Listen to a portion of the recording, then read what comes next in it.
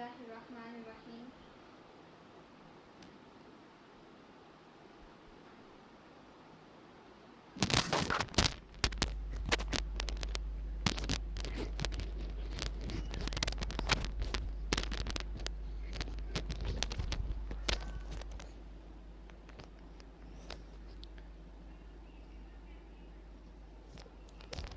نحمدہ ونصلی علی رسولہ الکریم، اما بعد، فاعوذ باللہ من الشیطان الرجیم، بسم اللہ الرحمن الرحیم۔ السلام علیکم ورحمۃ اللہ وبرکاتہ۔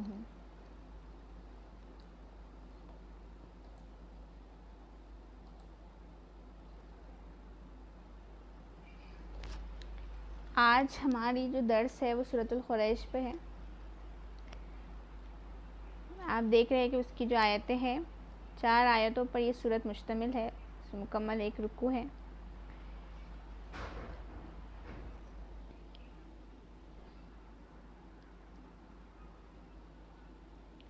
بسم اللہ الرحمن الرحیم، اللہ کے نام سے جو بہت مہربان اور نہایت رحم فرمانے والا ہے۔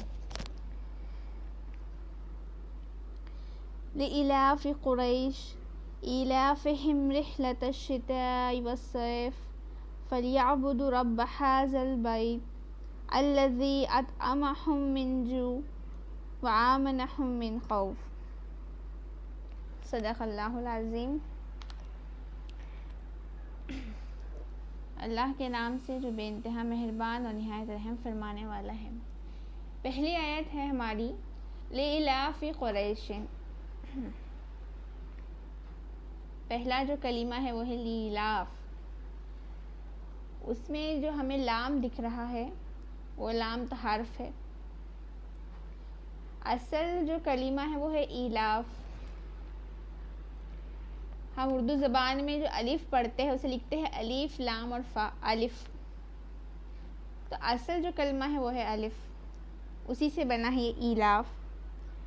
مادہ ہم اسی ہی لیں گے، الف لام اور فا، روٹ ورڈ ہے اس کے، جس سے کہ فعل بنا ہے۔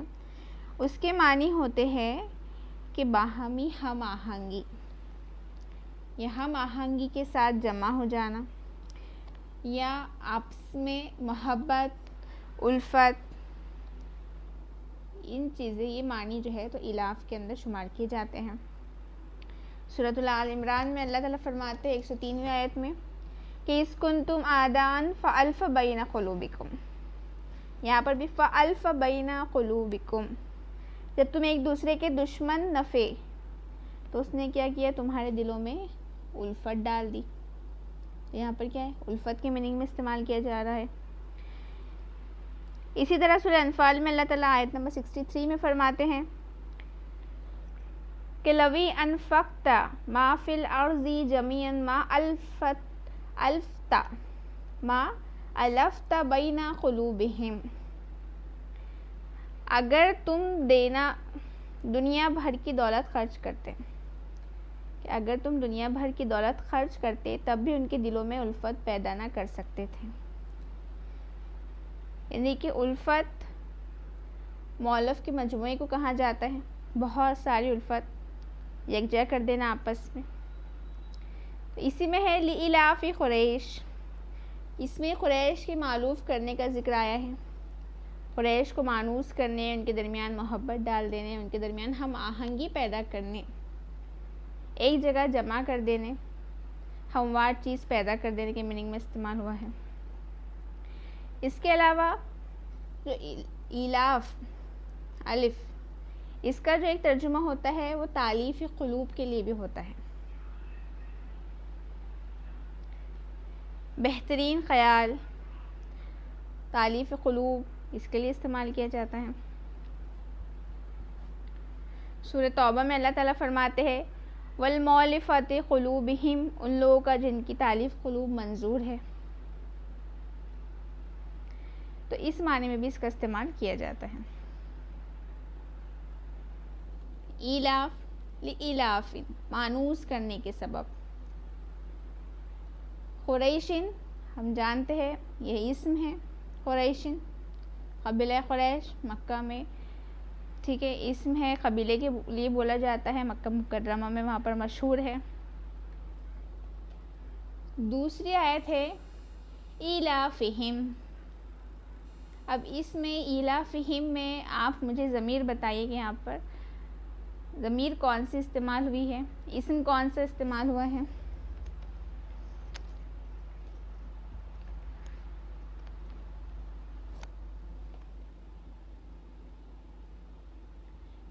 ہم، ماشاء اللہ۔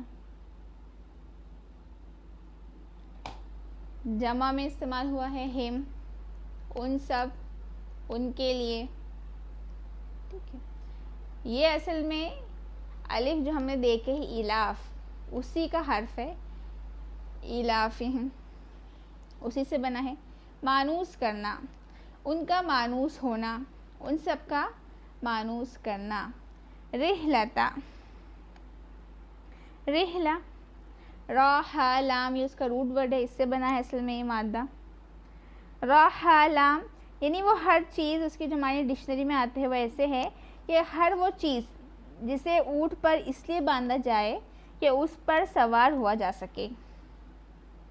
رحل، قرآن مجید ہم رکھتے ہیں اس پہ، کس لیے کہتے ہیں؟ کیونکہ ہم اس پہ کچھ چیز رکھتے ہیں، قرآن رکھتے ہیں، رحل اس لیے کہا جاتا ہے، یعنی ہر وہ چیز اس میں شمار کی جائیں گی، اس لیے سواری پر باندھا جائے کہ اس پر سوار ہونا ہے، اس پر بیٹھنا ہے۔ اور اس لفظ کے مجازاً اونٹ کو بھی کیا کہا جاتا ہے؟ اس لفظ بولا جاتا ہے کہ رحل، اونٹ، اس کے معنی میں بھی استعمال ہوتا ہے۔ یہ رحل کبھی اس کا جو لفظ ہے تو اس چیز پر بولا جاتا ہے جس پر گھر میں بیٹھا جاتا ہے، مثلاً صوفے، پلنگ ہو گیا، کرسی ہو گیا، اس کے لیے بھی رحل کا لفظ استعمال کیا جاتا ہے، گھر میں بیٹھے جانے والی چیز جس پر کہ ہم لوگ بیٹھتے ہیں اس میں۔ یا اس کے جو الرحلہ، یہ اصل ہے اس کا مصدر، تو اس کے معنی سفر یا کوچ کرنے کے، اس میں بھی آتا ہے، سفر کے میننگ میں بھی ہم اسے استعمال کر سکتے ہیں۔ تو اصل میں اس کے لیے ہم یہ لیں گے کہ سفر کرنا، اونٹ پر سواری کرنا، کسی چیز پر بیٹھنا یا سفر کرنا۔ ایلافہم رحلتا، رحلتا سفر، الشتائی، شتا، اصل میں جو اس کا روٹ ورڈ ہے وہ ہے شین، تا اور واو، یعنی جاڑے اور گرمی کے سفر سے مانوس کرنے کے سبب۔ شتاؤن کہتے ہیں سردی کو، جاڑا، اس میں آیا ہے شتا و صیف، شتان یعنی گرمی کا۔ اصل میں جب لکھا جاتا ہے اس کو شین تا واو تو اس کا مادہ ہے، لیکن جب ہم اسے لکھتے ہیں تو لکھتے ہیں شین تا اور چھوٹی یا، شتا، شتایا۔ تو اس کے معنی ہوتے ہیں کسی جگہ موسم سرما گزارنا یا موسم سرما میں داخل ہونا، یہ میننگ آتے ہیں۔ یا موسم سرما گزارنے یا موسم سرما میں داخل ہونے، یہ دو میننگ اس کے اندر پائے جاتے ہیں۔ یا پھر جاڑے کا زمانہ، یا ایسا موسم سرما جو قحط سالی ہو، جس میں کہ قحط سالی ہو، اسے ہم شتاؤن کہیں گے۔ تو یہاں شتاؤن کی میننگ سردی کا موسم، موسم سرد، جاڑا، وصیف اور گرمی۔ صاد یا فا اس کا روٹ ورڈ ہے، اس سے بنا ہے، اس کی میننگ ہے گرمی کا موسم، اس کا اپوزٹ ہے بالکل شتاؤن کا، سردی، تو بالکل اس کا اپوزٹ ہے گرمی۔ تو جاڑے اور گرمی کے زمانے کے سفر، اور گرمی کے موسم میں جو بارش ہوا کرتی ہے تو اسے بھی کیا کہا جاتا ہے؟ صیف۔ گرمی کے زمانے میں جو بارش ہوں گی اسے بھی صیف کہا جاتا ہے، جیسے کہ موسم بہار میں جب بارش ہوتی ہے تو اسے کیا کہتے ہیں؟ ربیع کہتے ہیں، تو ویسی گرمی میں ہوں گی اگر تو اسے صیف کہیں گے، ٹھیک ہے۔ تو موسم گرما، الصیف، شتان، سردی، تو اس طرح ہم نے عربی زبان میں دو موسموں کو یاد کر لیے، الشتائی والصیف، سردی، گرمی۔ ایلافہم رحلۃ الشتاء والصیف، انہیں سردی اور گرمی کے سفر سے مانوس کرنے کے سبب۔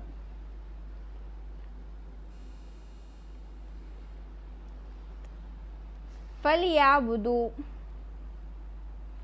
پس انہیں چاہیے کہ وہ عبادت کریں. عبادہ یعبدو بہت پڑھ لی ہم نے سے ان کے ساری ذلت کے ساتھ عبادت کرنا، جھک جانا، اظہار کرنا، انتہائی درجے کی ذلت کا اظہار کرنا، عبادت، یہ چیز اس میں شامل ہوں گی. رب کی پس انہیں چاہیے کہ وہ عبادت کرے رب کی. ھذا البیت اب اس میں اسم کیا ہے؟ اس جملے میں اسم کیا ہے؟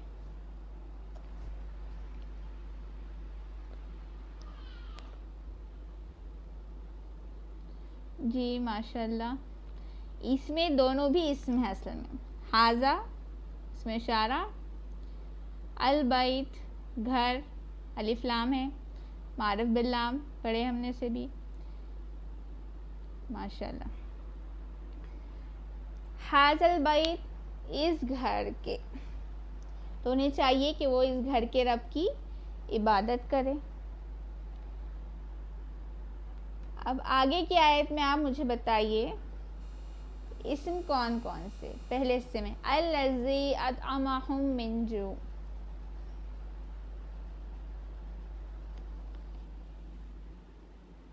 اس آیت میں اسم کی نشاندہی کیجیے. ماشاءاللہ اس میں موصولہ ہے الذی، ماشاءاللہ.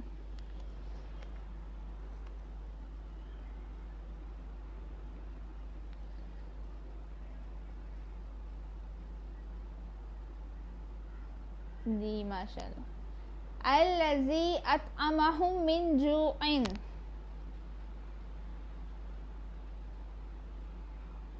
جی ایک تو الذی آ گیا، دوسرا اسم کون سا ہے؟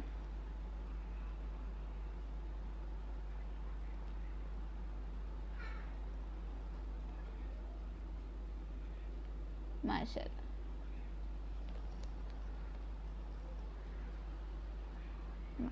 اور تیسرا اسم کون سا ہے؟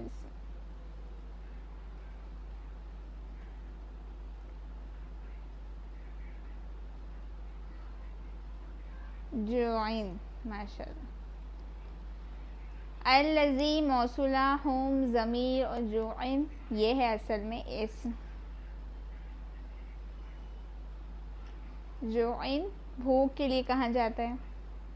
الذی جو، جس نے کہ اطعمہم انہیں کھلایا، انہیں غذا دی، من جوعین بھوک سے. جوعین کہا جاتا ہے بھوک کے لیے. پچھلے صورت میں ہم نے لفظ پڑھے ہیں اطعمہم سے، اسی کا روٹ ورڈ کا جو ایک حرف تھا اس کو پڑھے ہیں. کیا ہے آپ بتائیں گے؟ پچھلی جو صورت گزری ہے ہماری سورۃ الماعون، اس میں ہم نے پڑھے ہیں.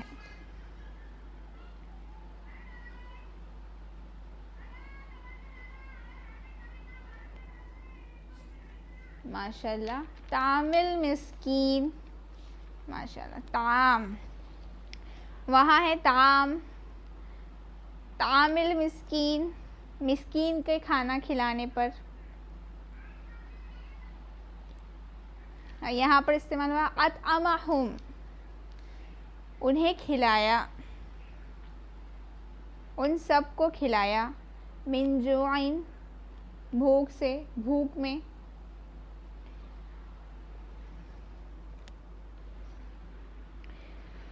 جوعین عربی زبان میں جیم، واو اور عین اس کا مادہ ہے، اس سے یہ بنا ہے حرف. یہاں پر اسم بن کر استعمال ہوا ہے جوعین. جاء اس طرح سے، یعنی کہ وہ تکلیف جو کہ انسان کا جو معدہ ہوتا ہے جب خالی ہوتا ہے، جب انسان کو جو تکلیف پہنچتی ہے اسے کہتے ہیں جوعین. اس سے ہم اپنی زبان میں کیا کہیں گے؟ بھوک لگنا. تو بھوک لگنا کسی بھی حیوان کو اسے کہیں گے جوعین. بہت زیادہ جب بھوکا ہوتا ہے تو اسے کہا جاتا ہے جوعان، یعنی بہت زیادہ شدت کی بھوک لگتی ہے، جوعان۔ یہ ہے جوعین، یعنی ہم نے انہیں کھلایا بھوک میں، جبکہ وہ بھوک میں تھے، قحط میں تھے، اس وقت ہم نے انہیں کھلایا۔ وہ اور اب اس میں آپ بتائیے اسم وَآمَنَهُم مِّن خوف،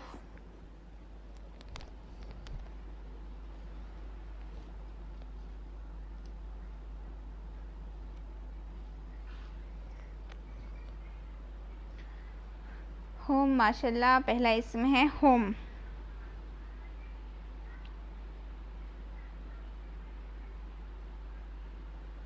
ماشاء اللہ ہم،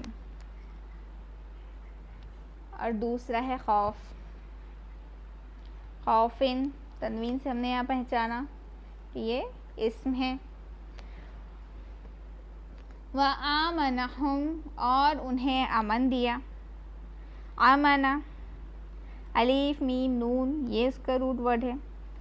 اس کے اصل میں جو معنی ہوتے ہیں وہ نفس کے مطمئن ہو جانے کے ہوتے ہیں، کہ جب نفس مطمئن ہو جائے ہر چیز سے، نہ کوئی ڈر ہو نہ خوف ہو، اسے ہم کہیں گے نفس کا مطمئن ہونا، اطمینان ہونا، اردو زبان میں استعمال کرتے اسی سے بنا ہے آمنا، اطمینان ہونا، مطمئن ہونا، امن۔ امن اور ایک چیز میں بولا جاتا ہے، امانت دار، سنے ہیں ہم نے، امانت یعنی کہ ایسی چیز جو کسی کے پاس جو ہے تو بطور امانت رکھی جاتی ہے، اسے بھی ہم کیا کہیں گے؟ امن کہیں گے۔ قرآن مجید میں سورۃ الانفال میں اللہ تعالیٰ فرماتے ہیں وَتَخُونُوا أَمَانَتِكُمْ، یعنی وہ چیزیں جن پر تم امین مقرر کیے گئے ہو، پوری آیت کا ایسا ہے کہ ان میں خیانت نہ کرو، امانتکم، جن پر تم امین مقرر کیے گئے ہو، تمہاری جو امانتیں ہیں تو تم اس میں خیانت مت کرو۔ اِنَّا عَرَضْنَا الْأَمَانَةَ عَلَى السَّمَاوَاتِ وَالْأَرْضِ، سورۃ الاحزاب آیت نمبر 72 میں فرماتے اللہ تعالیٰ کہ ہم نے بار امانت آسمان اور زمین پر پیش کیا۔ بار امانت یہاں پر مراد قرآن مجید ہے، لیکن پھر انسان نے اسے قبول کر لیا، تو ہے امانت یعنی کسی چیز کو رکھنا، بطور امانت رکھنا، بالکل اطمینان کے ساتھ، کوئی ڈر خوف کے بنا کسی چیز کو رکھنا کسی کے پاس میں، بالکل اتنا یقین ہو کہ وہ چیز جو ہے تو ویسی کی ویسی رہنے والی ہے، اس میں کوئی خیانت نہیں ہونے والی ہے، اسے ہم کہیں گے امانت۔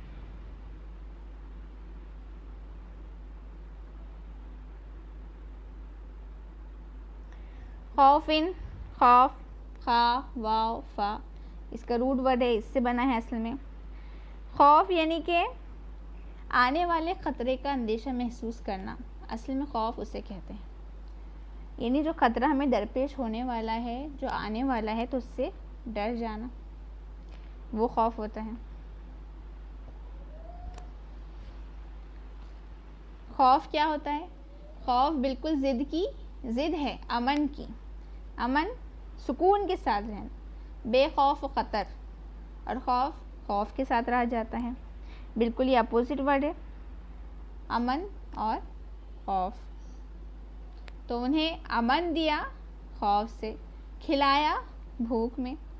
تو ایک بار مکمل اس کا ترجمہ دیکھ لیتے ہیں کہ اللہ کے نام سے جو بہت مہربان اور نہایت رحم فرمانے والا ہے۔ چونکہ قریش مانوس ہوئے، یعنی جاڑے اور گرمی کے سفر سے مانوس، لہٰذا ان کو چاہیے کہ اس گھر کے رب کی عبادت کرے جس نے انہیں بھوک سے بچا کر کھانے کو دیا اور خوف سے بچا کر امن عطا کیا۔ سورہ قریش 4 آیتوں پر مختصر جو ہے تو ایک سورت ہے جو کہ مکی ہے، اور اپنی پہلی آیت کے لفظ قریش سے ماخوذ ہے۔ قریش جانتے ہیں ہم کہ قبیلہ قریش محمد صلی اللہ علیہ وسلم کے قبیلے کا نام ہے قریش۔ اس کا جو زمانہ نزول ہے وہ مکی ہے،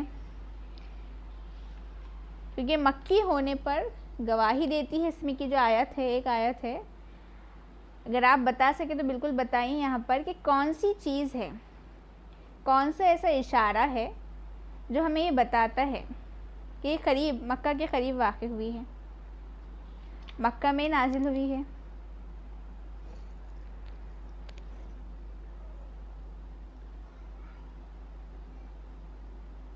قریش تو ہے، لیکن اس میں ایک چیز اور ایسی ہے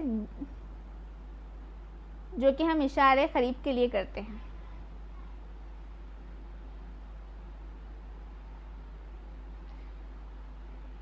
تو یعنی جب وہ صورت نازل ہو رہی تھی تو وہ چیز قریب تھی. ماشاءاللہ. حاذ البیت، ظاہر ہے جو چیز ہمارے سامنے اسے ہم کہیں گے کہ حاذ البیت، یہ گھر، اس گھر. اس سے معلوم پڑتا ہے کہ یہ جو صورت ہے اصل میں مکی ہے. اگر یہ مدنی ہوتی ہے کوئی دوسری تو کیا ہوتا؟ ذالک البیت. ٹھیک ہے. تو حاذ البیت، رب حاذ البیت، اس گھر کے رب، یعنی کعبہ، مکہ مکرمہ میں جو موجود ہے کعبہ، اللہ کا گھر. تو اگر یہ مدینہ منورہ میں نازل ہوتی تو یہاں پر اس گھر کا لفظ جو ہے تو موضوع نہیں ہوتا تھا. تو یہاں پر استعمال کیا گیا ہے حاذ البیت، اس گھر. تو اس سے ایک اہم وہ ہے یعنی چیز مکی ہونے کی دلیل میں ہے کہ اس گھر، حاذہ کا استعمال کیا گیا یہاں پر، اس لیے یہ صورت مکی ہے، مکہ مکرمہ میں نازل ہوئی ہے. اصل میں یہ جو سورۃ القریش ہے اور اس سے پچھلی صورت یعنی اب ہمارے آگے آنے والی سورۃ الفیل، دونوں بہت زیادہ آپس میں جڑی ہوئی صورتیں ہیں. چونکہ یہ دونوں قریش ہی کے تعلق سے نازل کی گئی ہیں تو ایک جو پس منظر ہے، ایک تاریخی جو پس منظر ہے اس کے پیچھے، تو ہم اس کو سمجھ لیتے ہیں. کہ ہم جانتے ہیں قریش جو قبیلہ ہے تو نبی کریم صلی اللہ علیہ وسلم کے ہیں، ان کا قبیلہ ہے، ان کے جد امجد سے چلا آ رہا ہے. تو یہ جو قبیلہ تھا قریش،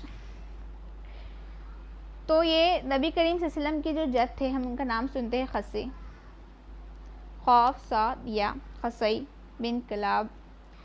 تو ان کے زمانے تک کیا تھا، یہ جو ان کا جو پورا یعنی قریش قبیلہ تھا وہ منتشر تھا، ادھر ادھر تھا. اس کے جو حصے تھے، ان کے جو بیٹے تھے قصی بن کلاب کے، یا ان کے چچا بھائی وغیرہ آپ صلی اللہ علیہ وسلم کے جد امجد، تو وہ ایک جگہ نہیں تھے بلکہ مختلف حصوں میں پھیلے ہوئے تھے، منتشر تھے سب. تو سب سے پہلے جو ان کو ایک جگہ لانے کا کام کیا تو قصی بن کلاب نے کیا کہ انہوں نے مکہ میں سب کو، قبیلوں کو جمع کر لیا، کعبے کے اطراف میں جمع کر لیا. تو اس طرح سے بیت اللہ جو تھا، اللہ کا گھر، تو وہ ان کے قبضے میں آ گیا، ان کے قبیلے کے ہاتھ میں آ گئی وہ سب چیزیں، اس کی جو بھی چیزیں تھیں. تو اسی بنا پر جو ہے تو قصی بن کلاب کو جمع کرنے والا یعنی مجموعہ کہا جاتا ہے، اس کا لقب دیا گیا تھا اس کو اس وقت. تو اس کے بعد جو اس کے بیٹے تھے عبد مناف، عبد الدار، تو ان کے درمیان جو ہے تو پھر مکہ تقسیم ہوا، اور اس کے بعد ان کے بیٹوں میں تقسیم ہوا. اس طرح سے مکہ کیا ہوا، تقسیم ہوتا چلا گیا. تو عبد مناف کے جو 4 بیٹے تھے، ہاشم، عبد الشمس، مطلب اور نوفل. تو ان میں ہاشم جو ہے تو عبد المطلب کے کیا تھے، والد تھے، رسول کریم صلی اللہ علیہ وسلم کے پردادا. تو سب سے پہلے ان کو یہ خیال پیدا ہوا، یعنی آپ صلی اللہ علیہ وسلم کے پردادا کو، ہاشم کو، اس وقت کہ کیوں نہ ایک تجارت میں حصہ لیا جائے، بین الاقوامی تجارت جو کہ تمام ملکوں میں جاتی ہو، ایسی تجارت میں حصہ لیا جائے جو کہ عرب کے راستے سے مشرق میں، شام میں، مصر میں ان کے درمیان ہوتی ہو، وہاں جایا جائے. اور ساتھ ساتھ میں جو ان کے ساتھ ہے اہل عرب، تو ان کی جو ہے تو جا کر اپنا مال بیچا جائے، تجارت کی جائے، اور ان کی ضرورت کو سامان جو ہے وہ خرید کر وہاں سے لایا جا سکے اس راستے سے، تاکہ مکے کے جو لوگ ہیں وہ بھی ان سے جو ہے تو پھر خرید و فروخت کریں.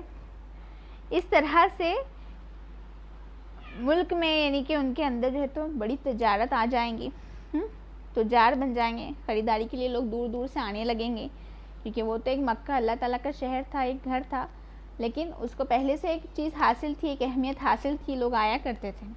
لیکن تجارت کی غرض سے لوگ آنے لگیں گے تعلقات بڑھیں گے، آپس میں بین الاقوامی تعلقات استوار ہوں گے. تو ان کے نزدیک یہ مقصد تھا کہ ہم جو ہے تو تجارت کرتے ہیں.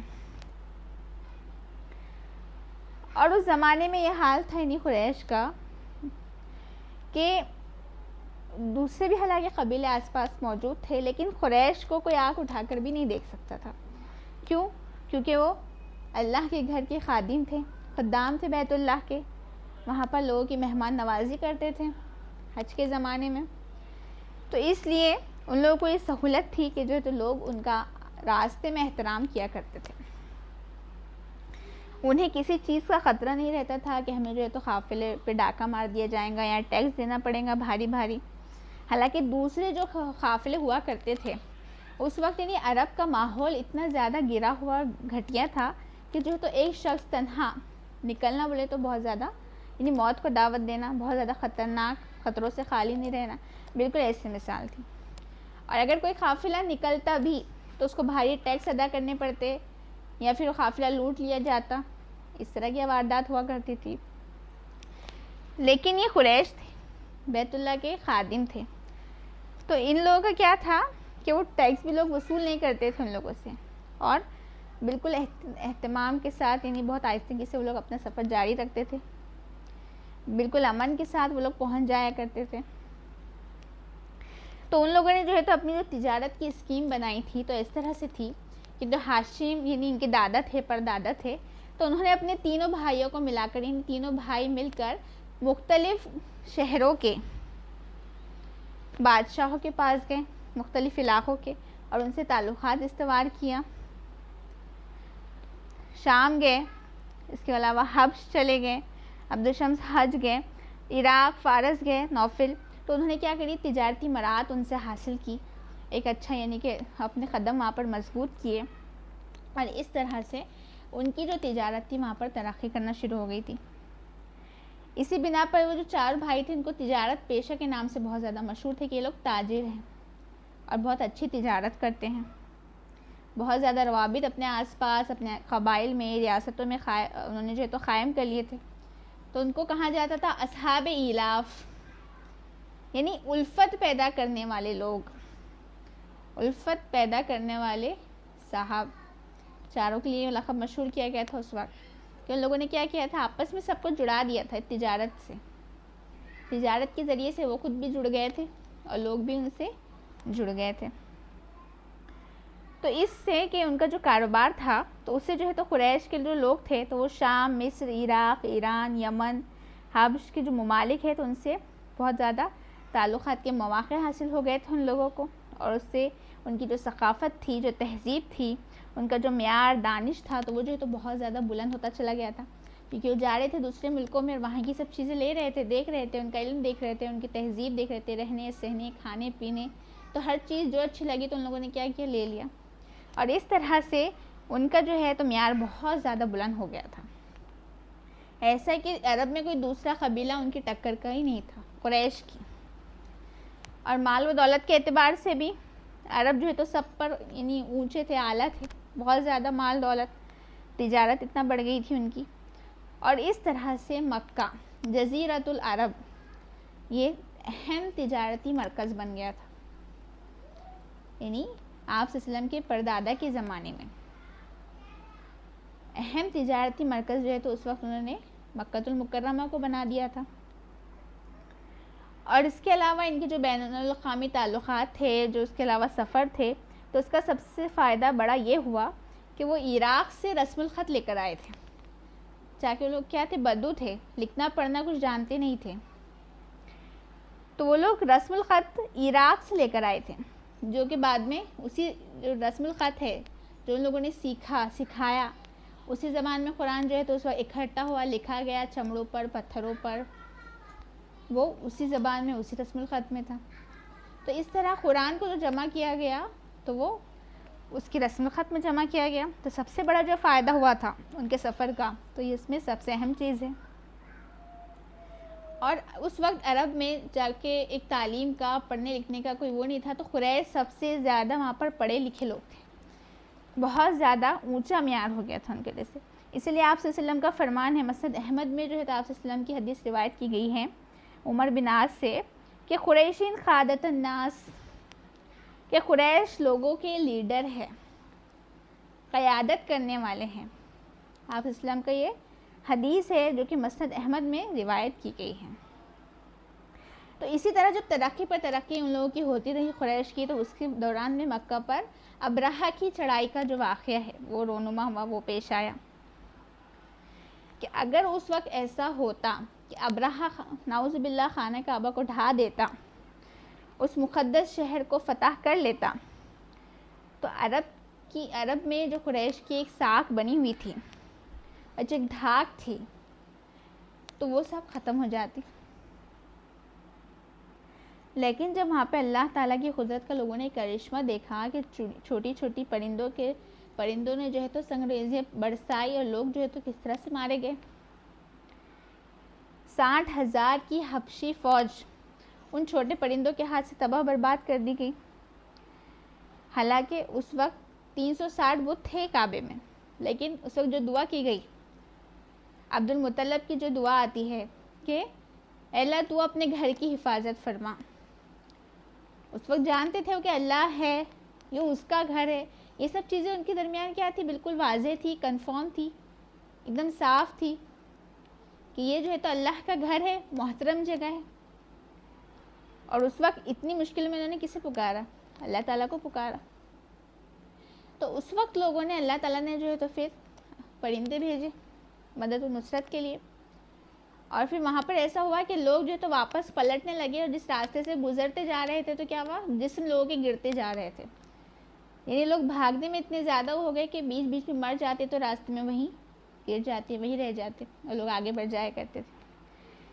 تو اس وقت جو حال ہوا تھا ان لوگوں کا، تو اس کو دیکھ کر جو عرب کا جو یعنی کہ قریش کے ساتھ میں جو دھاک تھی تو بہت زیادہ بیٹھ گئی تھی، اور بہت زیادہ وہ لوگ سمجھنے لگے تھے قریش بہت زیادہ طاقتور قوم، اور پہلے سے زیادہ لوگ جو ہے تو ان سے دب کر ڈرنے والے رہنے والے شروع ہو گئے تھے۔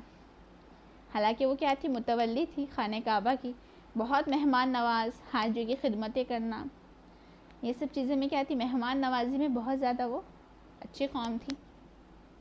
تو مختصراً یہ تاریخی پس منظر، اس کو ذہن میں رکھ کے ہم یہ سورت انشاءاللہ پڑھیں گے۔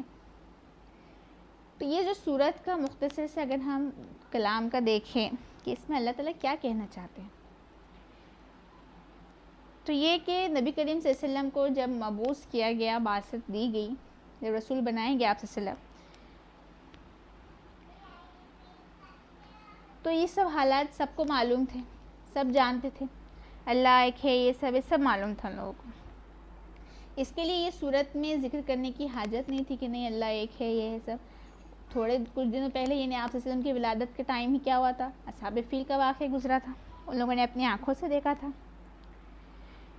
تو اس صورت کے 4 مختصر سی آیات میں قریش سے صرف اتنی بات کہی گئی ہے کہ جب تم خود اس گھر کو بتوں کا نہیں بلکہ اللہ کا گھر مانتے ہو، اور تمہیں اچھی طرح معلوم ہے کہ یہ اللہ ہی ہے کہ جس نے تمہیں اس گھر کے طفیل میں یہ امن عطا کیا، تمہاری تجارتوں کو فروغ بخشا، تمہیں فاقے سے بچا کر خوشحالی نصیب کی، تو تمہیں کیا کرنا چاہیے، اس کی عبادت کرنی چاہیے۔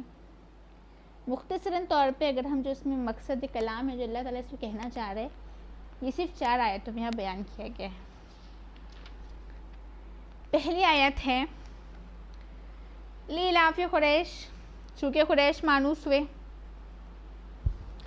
قریش لیلاف دیکھیں ہم نے الف سے بنا ہے، جس کے معنی ہوتے ہیں پھٹنے کے بعد مل جانے کے میننگ میں بھی استعمال کیا جاتا ہے۔ اس کا ایک معنی یہ بھی ہوتا ہے پھٹنے کے بعد واپس سے مل جانا، لیلاف، الفت قائم ہونا، اس میں دیکھے ہیں چونکہ قریش مانوس ہوئے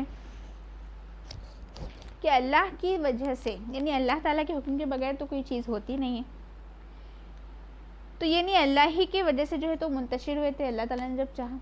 لیکن جب اللہ کے فضل کی بدولت سے کہ وہ منتشر ہونے کے بعد واپس میں ملا لیے گئے، جب ایک جگہ وہ جمع کر دیے گئے، جب کعبے کے پاس انہیں لا بسایا گیا، تو اور ان کے جو ہے تو وہ پھر تجارت کے سفر کے خوگر ہو گئے کہ ہاں کرنا ہے، تو خوشحالی ان کے پاس آئی، تو یہ سب چیزیں، تو چونکہ قریش مانوس ہوئے، خوشحال ہوئے، یہ میننگ میں آئے گا. ٹھیک ہے، آپس میں ایک دوسرے کو مانوس کیا گیا، یہ اس میں آئے گا.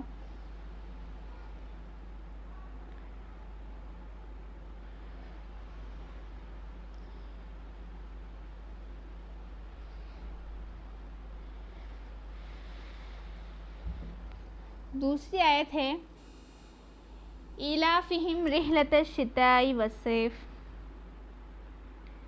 ایلاف یہاں پر واپس سے استعمال کیا گیا ہے.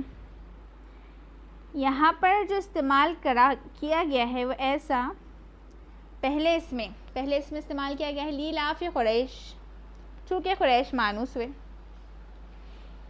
تو ایک بات کہہ کر اللہ تعالیٰ نے کیا کر دی، چھوڑ دی ہے وہاں پر، تاکہ سننے والوں میں سوال پیدا ہو کہ قریش کی کون سی وابستگی اور کس پہلو پر بولا جا رہا ہے، کون سی مانوسیت جو قریش کے تعلق سے اللہ تعالیٰ بات کر رہے ہیں.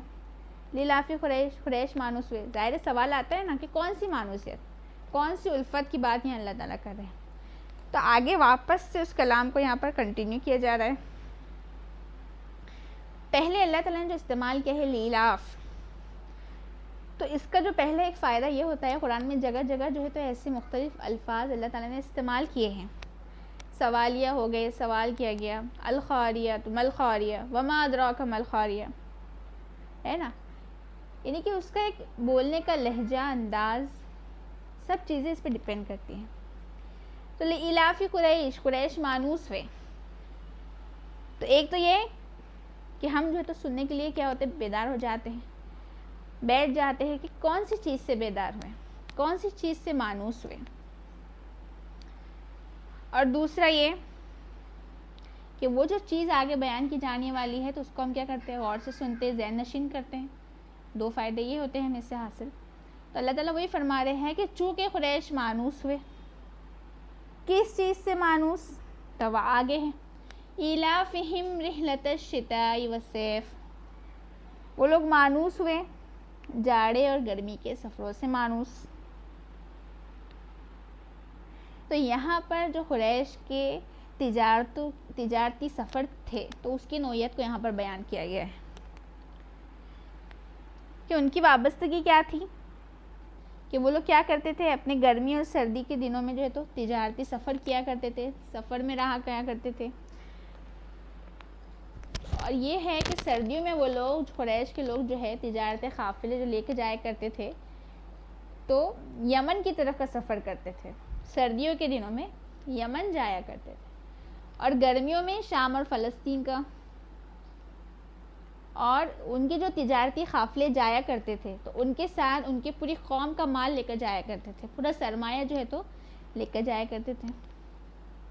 یعنی جو پورے رہنے والے لوگ ہیں تو اپنا سرمایہ، اپنی جو چیز اپنے ہاتھوں سے بنائی ہوئی، عورتیں گھر میں بنایا کرتی تھی، جو مختلف چیزیں ہوتی تھیں، سب لاگے جو ہے تو ان کے پاس جمع کر دیا جاتا تھا. پورا اپنا مکہ المکرمہ کے سارے قریش، ان کے قبیلے کا پورا سرمایہ ان کے پاس لا کے ڈال دیا جاتا تھا.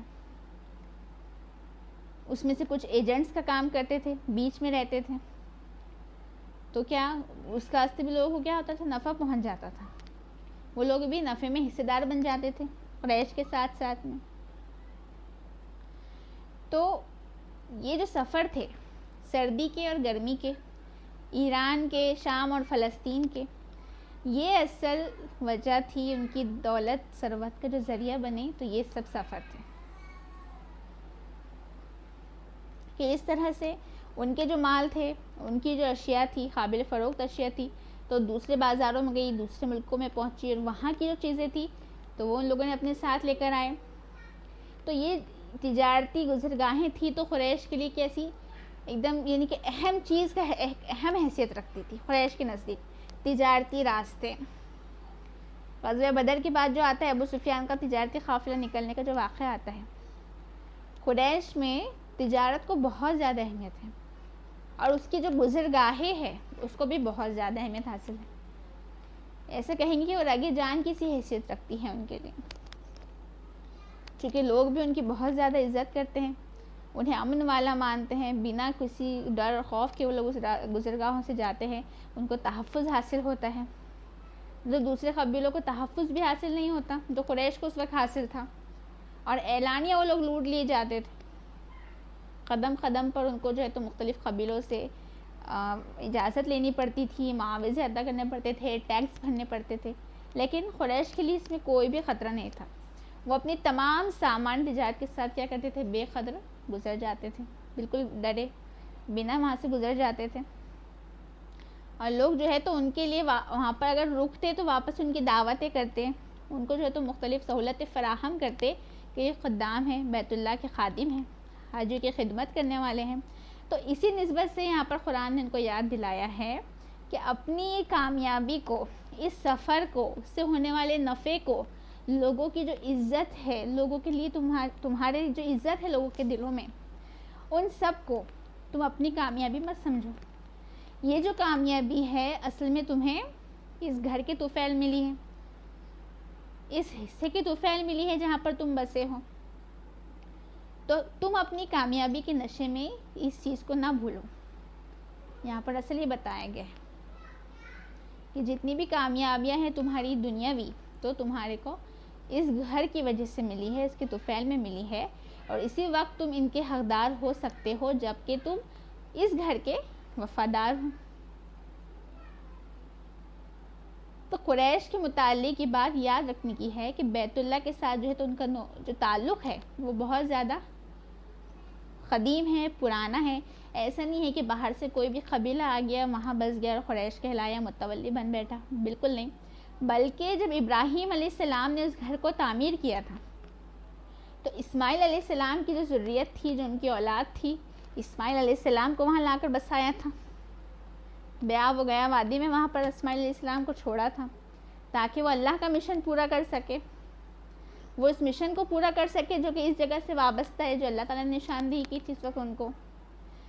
اور اسی وقت جو ہے تو انہوں نے، ابراہیم علیہ السلام نے امن کی دعا کی تھی، رزق کی دعا کی تھی اپنی ذریت کے لیے، اسماعیل علیہ السلام کی ذریت کے لیے.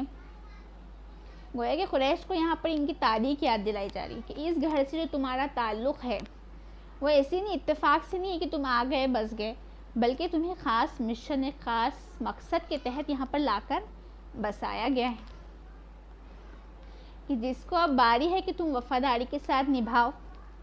تو اس میں تمہاری دنیا اور آخرت دونوں کی فلاح ہے. اگر تم سب کچھ بھول بیٹھے، اپنا ایک معیار، اللہ تعالیٰ نے تمہیں یہاں کیوں بلایا، ایک مقصد، سب بھول گئے ہو تو تم سب کچھ کھو بیٹھو گے، دنیا بھی گئی اور آخرت بھی.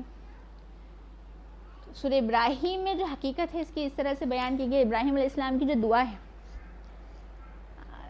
37، 35، 36، 37 سورۃ الابراہیم میں ہے دعا، ابراہیم علیہ السلام کی وہاں درج ہے، جس کا ترجمہ کچھ اس طرح سے ہے کہ اور یاد کرو جب کہ ابراہیم نے دعا کی، اے میرے رب اس سرزمین کو امن کی سرزمین بنا اور مجھ کو، میرے بیٹوں کو اس بات سے محفوظ رکھ کہ ہم بتوں کو پوجیں. اے میرے رب ان بتوں نے لوگوں میں سے ایک خلق کثیر کو گمراہ کر رکھا ہے، پس جو میری پیروی کرے وہ تو مجھ سے، اور جو میری نافرمانی کرے تو غفور اور رحیم ہے. اے ہمارے رب میں نے اپنی ذریت میں سے کچھ کو ایک بن کھیتی کی وادی میں تیرے محترم گھر کے پاس بسایا تاکہ وہ نماز کا اہتمام کرے، تو لوگوں کے دل ان کی طرف مائل کر اور ان کو پھلوں کی روزی دے تاکہ وہ تیرے شکر گزار بنے. یعنی اسماعیل علیہ السلام کی جو ذریت تھی، ان کو جو وہاں پر لا بسایا تھا ابراہیم علیہ السلام نے اللہ کے گھر کے قریب، تو اصل میں ان مقصد کی تکمیل تھی جو کہ اس گھر سے تھی، جڑی ہوئی تھی. اس گھر کی تعمیر کو مد نظر رکھتے ہوئے اسماعیل علیہ السلام کو یہاں لا کر بسایا تھا ابراہیم علیہ السلام نے. اب وہاں پر جو دعا کی تھی وہ امن کی اور رزق کے لیے دعا فرمائی تھی، جو کہ قبول ہوئی. کیسی ہم دیکھ رہے ہیں قریش کے متعلق سے. تو وہاں پر قریش کو یہی یاد دلایا گیا ہے کہ اس کے ساتھ، اس گھر کے ساتھ اپنے تعلق کو مت بھولو جو کہ تم کو وہاں پر حاصل ہے. تم وہاں پر رہ کر اپنی تجارتی سفروں سے فائدہ اٹھا رہے ہو، اور سرزمین کی بدولت، اس گھر کی برکت سے. تو یہ بالکل غلط بات ہوں گی کہ اگر تم جو ہے تو دنیاوی فائدے اگر تم کو حاصل ہوتے ہوئے تو تم کیا ہے اس سے تو اپنا بہرامند ہو جاتے ہو، لیکن جو حق ہے اللہ تعالیٰ کا اس گھر کا تو اس کو فراموش کر دیتے ہو. یہ جو گھر ہے تو یہ خدا واحد کی بندگی کے لیے قائم کیا گیا ہے کہ وہاں پر اللہ تعالیٰ کی عبادت کریں، جسے کہ ابراہیم اور اسماعیل علیہ السلام نے مل کر بنایا تھا، ان کے آبا و اجداد نے مل کر بنایا تھا۔ تو یہی ہے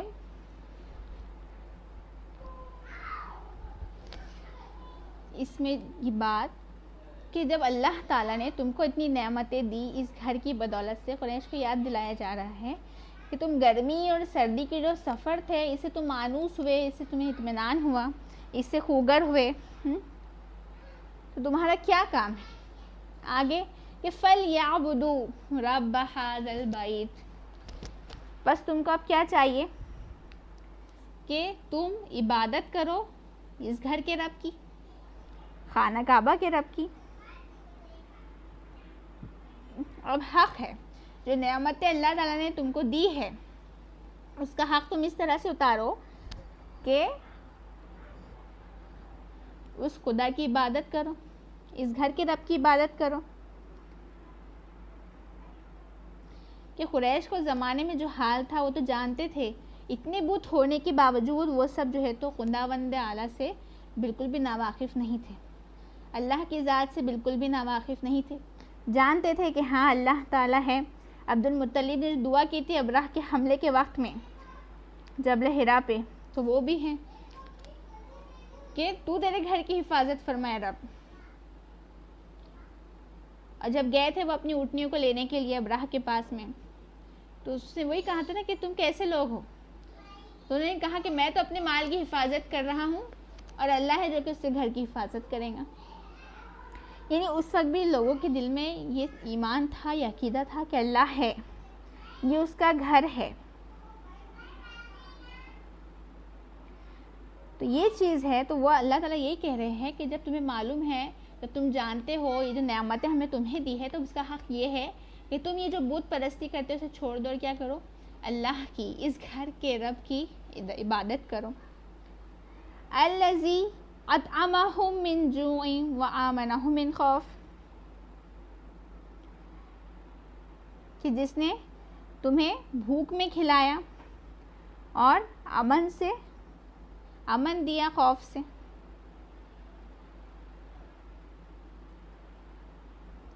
تو جب یہ ابراہیم علیہ السلام جب مکہ میں آئے نہیں تھے تو اس سے پہلے سے ظاہر کعبہ یہاں بننے والا ہے، اس کی نشاندہی اللہ کے پاس تھی، ایک مقدس چیز وہاں پر بننے والی تھی، اس کی نشاندہی جو ہے تو اللہ تعالیٰ نے ابراہیم علیہ السلام کو کی تھی، ابراہیم علیہ السلام نے وہاں لا بسایا تھا اپنے اسماعیل علیہ السلام کو۔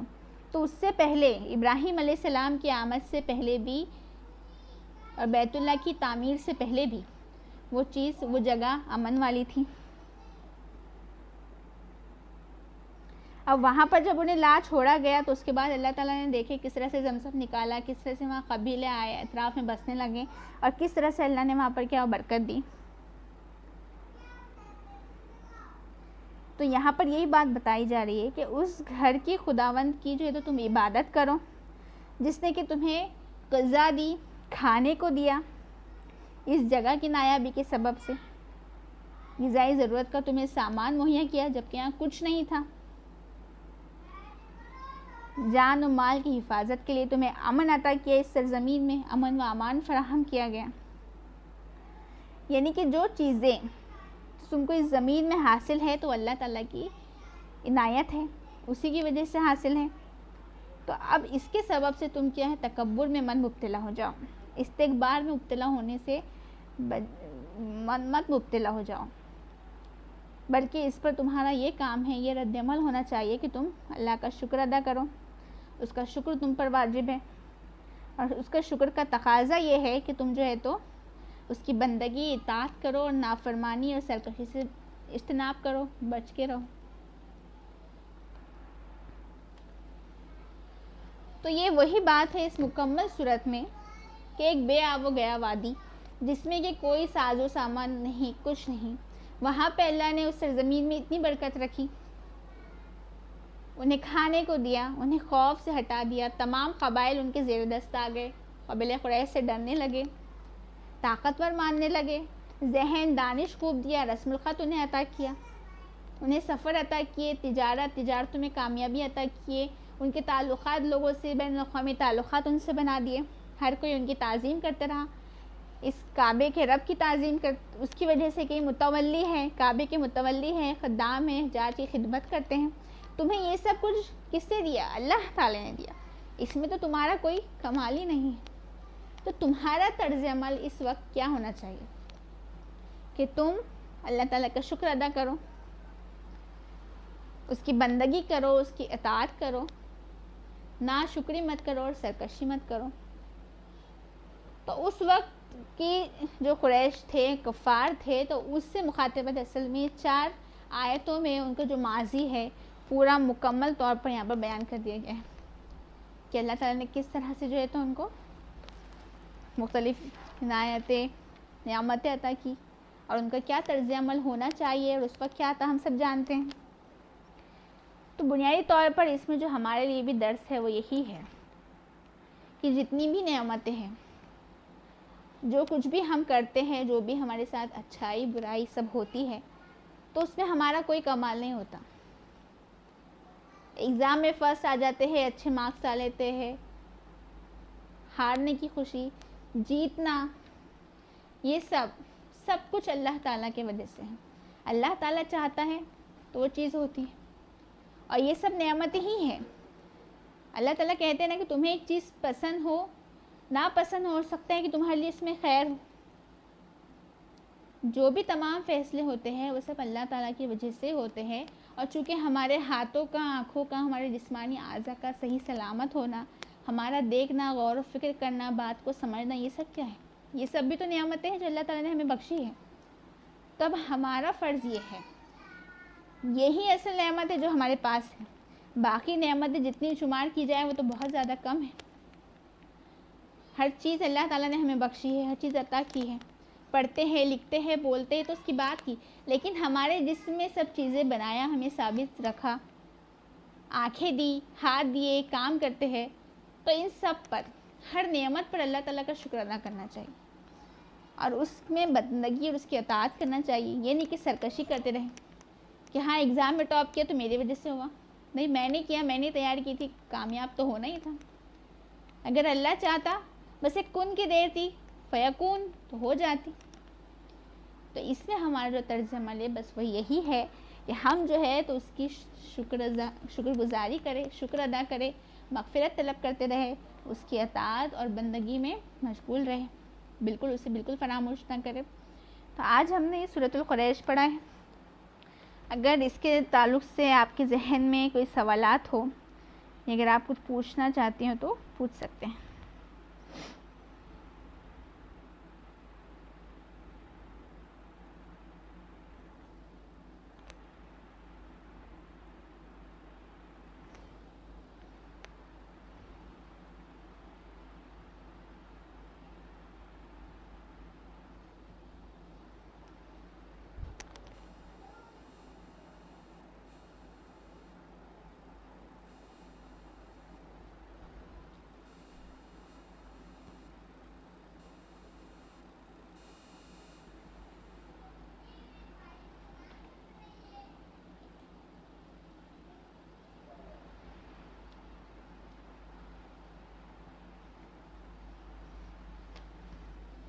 جی اگر آپ کے کوئی سوالات ہیں تو ڈالیے آپ چیٹ باکس میں۔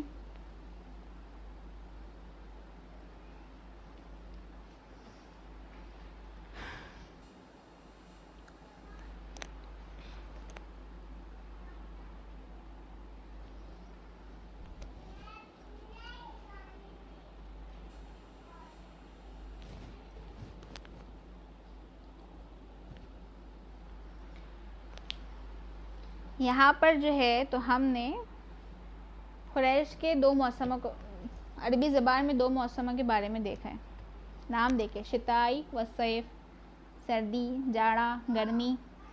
اب آپ بتائیے بارش کو کیا کہتے ہیں؟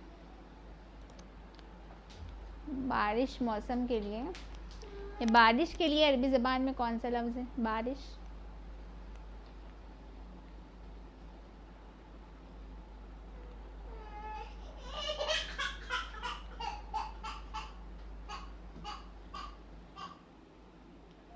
ماشاء اللہ، کے علاوہ ایک لفظ استعمال ہوتا ہے مطر، مطرون، بارش، پانی برسنے کی میننگ میں استعمال ہوتا ہے. یہ بھی صحیح ہے ماشاءاللہ.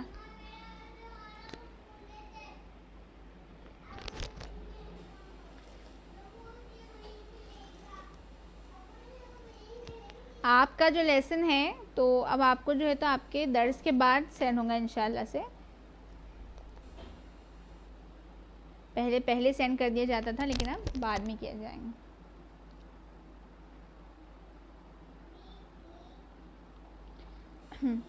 آپ کے سوالات نہیں ہیں تو ہم ہماری اس میٹنگ کو جو ہے تو یہیں پہ ختم کرتے ہیں. بسم اللہ الرحمن الرحیم. والعصر ان الانسان لفی خسر الا الذین آمنوا وعملوا الصالحات وتواصوا بالحق وتواصوا بالصبر. السلام علیکم ورحمۃ اللہ وبرکاتہ. جزاک اللہ خیرا کثیرا. انشاءاللہ کل ملاقات ہوگی.